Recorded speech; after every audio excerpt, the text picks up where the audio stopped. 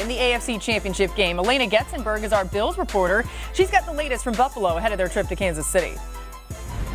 One of the things that has made Buffalo Bills quarterback Josh Allen so hard to stop this year is his ability to thrive under pressure. He leads the NFL in QBR under pressure, and I asked backup quarterback Mitch Trubisky, what is Allen doing so well that's allowed him to have this success when he's been pressured? And he said that it's his comfort in this offense and also his communication with center Connor McGovern. And he also pointed out, of course, Allen's ability to scramble and make plays work even when they're falling apart, something that's become one of Allen's signatures this year. That'll be something the Chiefs will certainly look to slow down when they face him on Sunday. Laura? Great stuff, Elena. All right, Josh Allen has an 84 QBR when under pressure this season, including the playoffs. That's not only the best in the NFL this year, he's the only quarterback with an 80 QBR or better against pressure in a single season since tracking began back in 2009. Just exceptional. RC, can the Chiefs do what no one else can and disrupt Allen with pressure? I think they can disrupt him, but I believe he will still find a way to have success. You heard Steve Spagnuolo say early on, I don't know how to stop this guy. It's been him utilizing his legs, but also taking what the defense gives him that has allowed him to be so great against pressure. So the thing that you have to do if you're the Kansas City Chiefs is find some way to make him see something that's not there in hopes of forcing him into a mistake. Yeah, the Bills are looking to sweep the Chiefs this season, something that has not been done a lot in the Mahomes era. Teams are 2-7 when trying to sweep the Chiefs in a single season since Patrick Mahomes became the starter in 2018. But the two times they were swept were with losses in the AFC title game, the Bengals in 2021, the Patriots in 2018. Marcus, will the Chiefs get swept with a loss in the AFC Championship game again?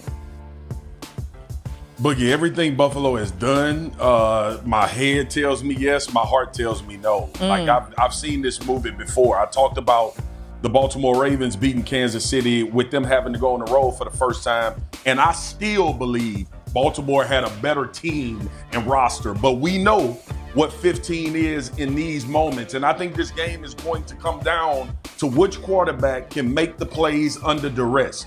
And Josh Allen has been that guy this year. He's been phenomenal. I still wouldn't take him over 15 in a critical matchup in a critical game. And I wouldn't take any of them now based on history. So I don't believe the sweep is happening. If it does, I will be ecstatic for Josh and this Buffalo Bills football team and fan base. But I will not bet against Patrick Mahomes in the AFC Championship because history tells me not to do so. All right, that's a little teaser, by the way, for tomorrow on NFL Live. We're going to be making our picks. Now, let's remind everyone how the Bills and Chiefs' previous postseason matchups went. This is fun. In their first matchup, the Bills jumped out to a 9-0 lead in the title game, but that didn't last for long. Mahomes threw for 325 yards, 3 touchdowns, winning 38-24. Then, the next season, Josh Allen and Patrick Mahomes gave us a game to remember in the divisional. Both threw for more than 300 yards, with Allen tossing 4 touchdowns, Mahomes throwing 3, and of course the infamous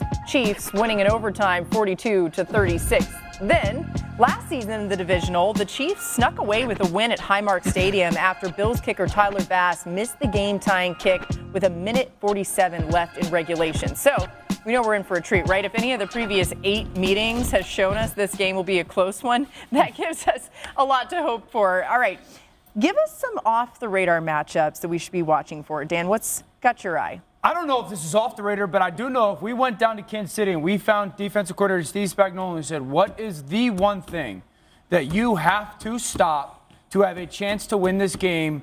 I would bet any money he would say 6 offensive linemen, duo run. And the problem with defending it is almost impossible if your back has good vision. They're going to put their 6th offensive lineman on the field. They're going to bring Matt Collins down, and what you're going to get is 2 double teams, and then Matt Collins is going to be the search guy, double teams. So that's going to give them the chance to get the play started, get positive yards. Mack is going to be the guy on the end that is physical enough and big enough to handle it, and then James Cook is going to have a 2-way go. And if that corner does what he's supposed to do, keep outside leverage, he's going to pop it inside. And if that corner dips inside at all, you're going to see James Cook go pop and go outside, and then those big runs happen. Kansas City, have to stop that run, or they will not stay in this football game. Ooh. D.O., it plays perfectly, bro. And we talked about this a little bit. You want Josh around 35, 40 passes in this game.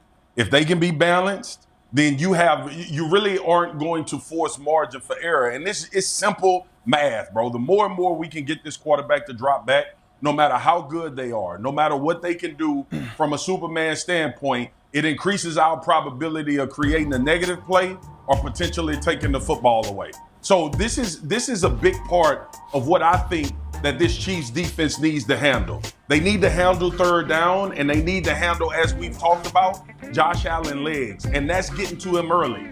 D.O., you pointed out what the Washington Commanders did to Saquon Barkley. Yeah. In my opinion, this game is going to be about defensive linemen penetrating the line of scrimmage on passing downs and not trying to play this, let's box him in and make sure that he doesn't get out. This is an all-out aggressive, and yes, you will make mistakes, but it is go all out. You don't have another game to play. If it kills us, we know that we went into this game trying to force the issue to the quarterback and put him in a position where he could potentially make a mistake.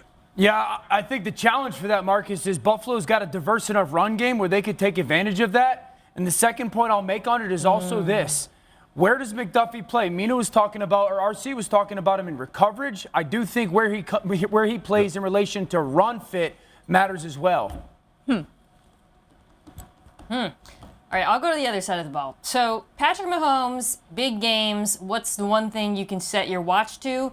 He's going to use his feet at some point, right? Except the last time these teams played, watching it, he didn't have a single carry, which is genuinely shocking. And upon rewatch, I was like, whoa, this is crazy. How do they do it? They took a similar approach to what they did actually last week against Lamar, which is just a four-man rush, but the linebacker hangs back. The first time it was Dorian Williams. Last week it was Matt Milano, keeping eyes on the quarterback, delaying his rush. They're going to do the same thing this time. And I think whether or not Patrick Mahomes is willing to take off and challenge Matt Milano to most likely be Matt Milano one-on-one, will go a long way towards whether or not he can have those infuriating third down runs we always associate with him in big playoff games. Yeah, I love that, Mina. One of those Matt Milano plays was in the red zone, and they ended up forcing Baltimore into a field goal on that drive. And so that's a great point. I want to know what's going to happen with Travis Kelce and Tyron Johnson, because we know in 12 personnel, also in 11 sometimes, this will be a matchup we see. We can also see Terrell Bernard and Matt Milano mixed into that. I mean, the entire season, has Travis Kelce lost a step? When did he become a guy that couldn't separate? And just like last year, he's now fresher than a peppermint after having a week off going into the playoffs. And so I want to see how they attempt to guard him. Do they let him work on Tyron Johnson? Do they slide a double to him in some sort of poacher low? Or will Travis Kelce get some of these one-on-one matchups we know he could take advantage of? Winter, man. Yo, I know Josh alluded to this after the game about how people talks about this defense and how small they are. You know what's about to happen? And the Chiefs always throw us for a loop. They finna run Kareem Hunt and Isaiah Pacheco right at Milano and Bernard. As much as we talking about Patrick Mahomes and Josh Allen, the Kansas City Chiefs they've proven to us time after time that they also can play a physical style of football. I would not be surprised if we come away from this game saying the Chiefs, dang, they had a good day on the ground if they win this football game. I agree, but here's where it gets interesting. Joe Thuney's at left tackle. Yep. So I think the interior, if you're going to try to run right at these backers, that's a little bit of an advantage for Buffalo, I think, because of their speed. So I agree, Marcus, that how they fix their run game or affiliate their run game versus Buffalo's defense, because they're not Baltimore, you know? So how they try to successfully run the ball and minimize the impact of Rousseau and Epinesa on the perimeter is going to be huge. Epinesa, yep. Yeah, I think the other part of it is, too, when you look at some of those runs from Justice Hill last week that were sort of off tackle, I thought that sort of explosiveness could equate to the way Isaiah Pacheco could attack them. But we also have to think of the play on the outside or at the tackle position for the Kansas City Chiefs not necessarily being what it is when you look at the Baltimore Ravens. The other thing to keep in mind about this is Andy Reid when it comes to game planning. And we saw this Chiefs offense in the divisional round. They had all that extra time to prepare. Not as much time to prepare this time, obviously. But, Dan, that's huge, too. Yeah, they know each other well. This is a game that Buffalo's going to have a pretty good idea what Kansas City's going to do. Kansas City's going to have a pretty good idea who Buffalo's going to do. Who makes the big plays and executes in those moments, right? I can't wait. Okay, again, we're going to talk about this tomorrow as well. We'll make our game picks for Championship Sunday. You don't want to miss that. We'll see you then. Same time, same place, as always. Thanks for watching. How's it going, everybody? Villa Sports Network here. Just want to thank you guys for your support on the channel. Thank you guys for watching the video. Hope you all enjoyed it. I also want to kind of remind you to don't forget to leave a like on the video, subscribe to the channel, and leave a comment on the video if you like as well. But regardless of the fact, thank you again for your support, and hope to see you on the next video.